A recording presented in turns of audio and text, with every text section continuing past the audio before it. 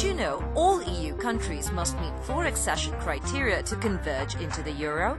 But an important lesson of the financial crisis has been that you can't stop having strong economic policies once you've simply entered the Euro club. They need to continue for us to have sustainable and real convergence. That's when a low-income country really catches up with a richer one. This is what we mean.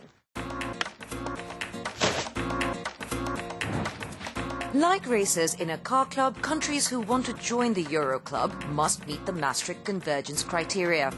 But once in, they've got to keep revamping to keep up with powerful racers to achieve a close race and converge. The low-income country would need to remodel itself and increase real GDP for a strong position in the race with richer countries.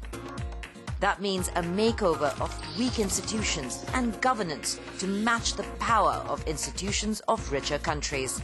This would increase living standards of citizens to levels closer to other club members. Productivity of the country's pit crew or its labor force must also increase to make the country's economy competitive. This would keep inflation under control and install the shock absorbers, making the country and the club resilient to violent jolts. Portugal is a great example of the challenges of real convergence. After almost going bankrupt during the financial crisis, the country's economy is now bouncing back, growing more than the EU average. But if you take a look at the GDP per capita of the country, well, that's still below pre-crisis levels. So they need to address reforms in productivity, as Charlotte Kahn reports, to really play catch-up to richer Eurozone countries.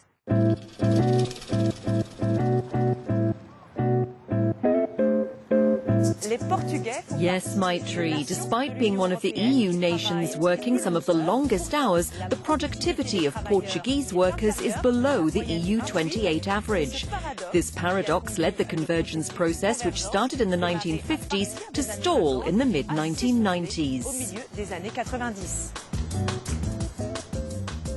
It was more profitable for firms to invest and for workers to work in the non-tradable industries. Of course, there are structural explanations also in terms of level of education. On average, the Portuguese population is less educated, formal education, than the other European countries. We need to work better. We need to have largest firms so that the technology and the knowledge and so on can be disseminated to the rest of the economy.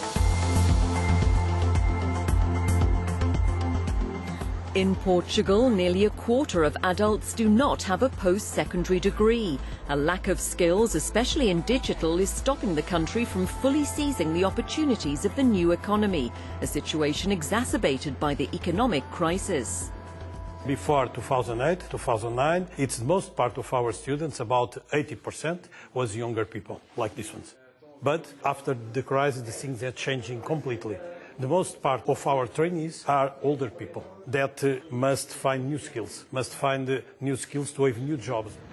Around 1 in 5 of the most qualified Portuguese citizens left during the crisis, so developing in-house skills has become a strategic priority. Taking on the challenge is already paying off, as illustrated by French tech firm Altron, which has just opened a new knowledge centre in Porto. We can invest in Portugal to build an offer for our international clients, not by bringing the people from Portugal to those countries, but by moving projects into Portugal so that they could be developed in Portugal and produced out of Portugal with Portuguese talent.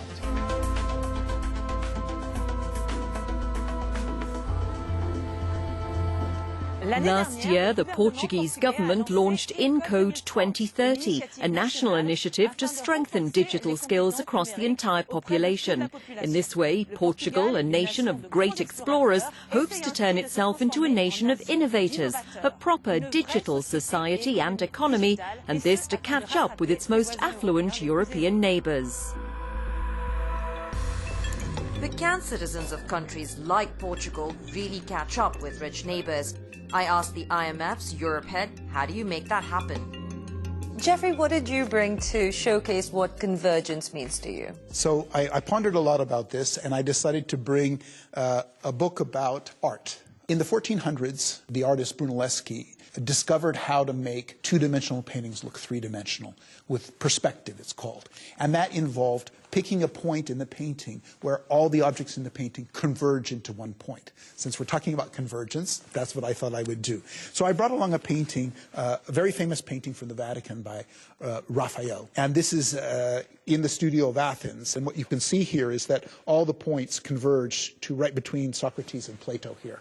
Well, in the same sense, in economic terms, I think that the people who envisaged the formation of the euro as a common currency were looking into the future and seeing economies converging together in the distance. Well, we've actually seen more divergence in the last couple of years than anything else. What has happened in the last decade or so? There was a phase of convergence back in the 1960s. There was another phase of convergence in the 1990s, coming up to the formation of the euro. And then during the last crisis, there was significant divergence. That is to say, some countries were hit much harder by the crisis and recovered much more slowly, and other ones performed much more robustly during the crisis. We economists like to talk about 3 main sources of growth.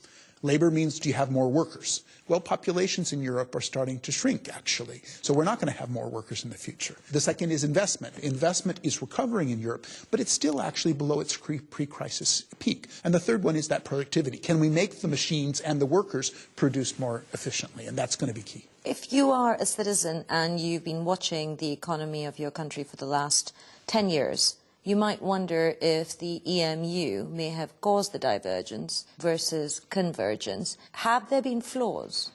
Certainly what we've realized in the wake of the crisis was that there were areas of the monetary union that were incomplete. That is to say, we had a common money and a common monetary policy, but we didn't have a banking union. We have a banking union now. It's not quite complete, but we've made significant progress. There's work ongoing about a capital markets union, and there's even discussion about some potentially common fiscal capacity in the future. You said it comes down to income. Yeah. How do we generate that and equalize it? The kinds of economic reforms that can generate higher productivity growth should be an absolute priority if you want greater income convergence. Those reforms are not necessarily going to be the same in each country. In some countries, it may be that product markets are too rigid. In other areas, there may be problems in the labor market that need to be addressed. In other countries, it may be a need for increased research and development spending. So it would be an individually tailored response depending upon the country. I think that responsible leaders, though, will look back at the last decade and say, there are some lessons that we need to learn. It's not just lessons for Europe, it's also lessons for the individual countries about how to do a better job to avoid the next crisis or make the next crisis less deep, and certainly to improve that trend growth over time. Jeffrey, on that note, thanks very much for your time. And thank you for watching. That's goodbye from the team here in Brussels.